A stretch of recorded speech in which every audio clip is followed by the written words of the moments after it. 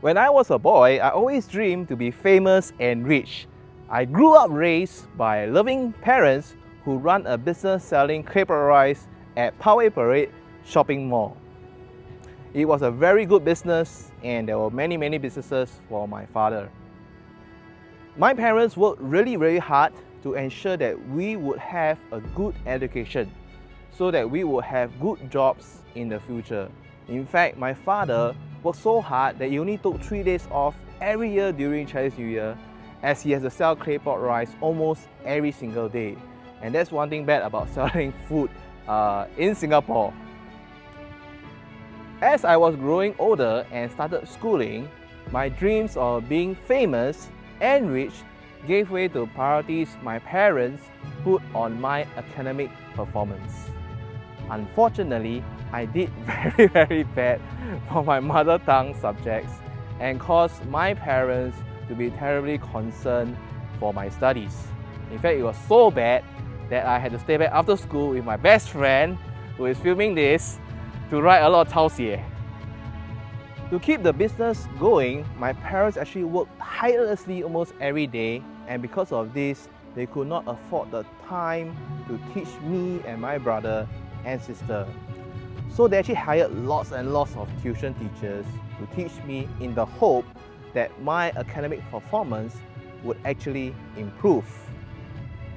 I actually ended up in a normal stream and my father was furious and nearly gave up on me for my studies, thinking that all he could do was to give me more toys, more gifts, and more tuition to ensure me to improve my studies. But actually, eventually, I didn't improve because I just simply don't like to go for tuitions.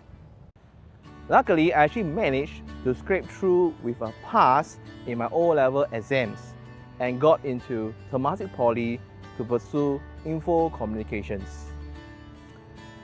At this moment, my father actually had lost all hope that I would score well for my studies, as I barely actually make it into Polytechnic. In fact, I actually failed my English, got a D7, but thank God I managed to go in. Little did he knew that for the first time ever, I actually enjoyed my studies because of my love and interest that I had in computers and programming. My father was actually incredibly surprised that during the first year of Polytechnic, my results put me in the top 10% of the cohort of that year. My father was so proud of me for this. After I actually completed national service, I actually got my first job as an IT technician. And during that time, I read really a lot of business books. Right? And in order to please my father, I focused on having a good salary and a stable career. And because of that, I had very little time or interest to start a business of my own. During my spare time, I started exploring online business and got starting on writing on my blog called Gather Success. My father actually did not understand what I was doing back then, and neither did he seem to care because he was so busy working in his shop. So I just continued pursuing my small little online business without thinking what my father really wanted, which was to work really hard in my job so that I got a good pay. At this time, my father was actually still running his claypot rice store. It was around this time that she started to face many problems in the business. Many times, just after work, I can see my father being very stressed and angry for the bad business and pressure caused by the increased rental of the store. In fact, he wasn't really very happy most of the time. Unfortunately, my father gave up his business and then after he started to drive a taxi to make ends meet. I was actually very happy at this change as it gave my father more free time with us. But unfortunately, after 2 years of driving, on one night at 2 a.m., I actually received a call from the police.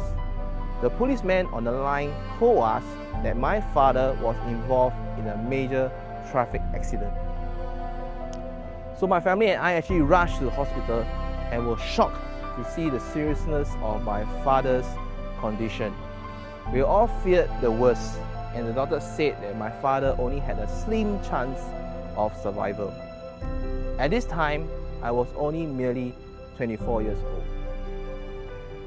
So I was really desperate because all of a sudden, for the very first time in my life, I realized I was totally helpless. I had all the money in my life, but there's nothing I can actually do for my father as he was laying down in the hospital. Suddenly, a relative of mine actually introduced to me this book which talks about Jesus, that he's able to help him to get healed. So I tried and believed in God because I was searching for a miracle. What happened the next day was something I will never forget for as long as I live. The doctor actually told me my father was better and could be discharged.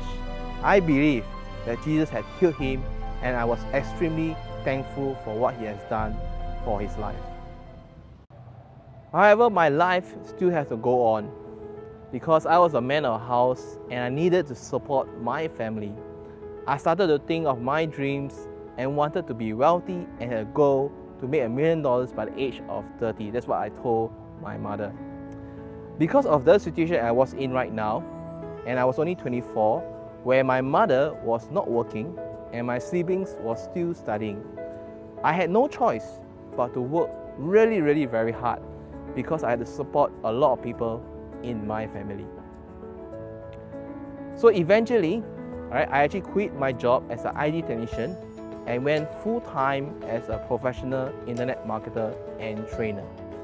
I actually spent countless hours blogging online and teaching seminars for years since that fateful accident.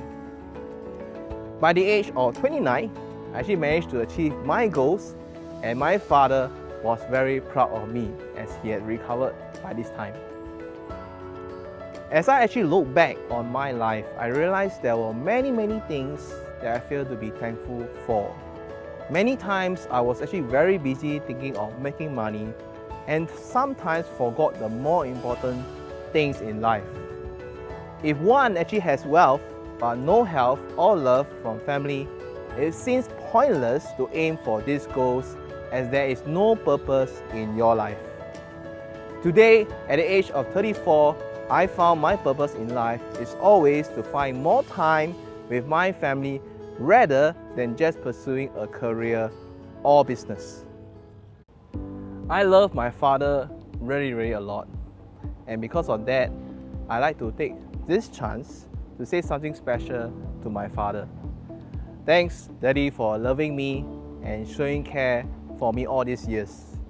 Thank you for always being there for me, even if I did terrible things in my life. I also like to take this chance to say thanks to all the fathers out there for being there for us, taking care of us every time in our life. Today, we actually honor you.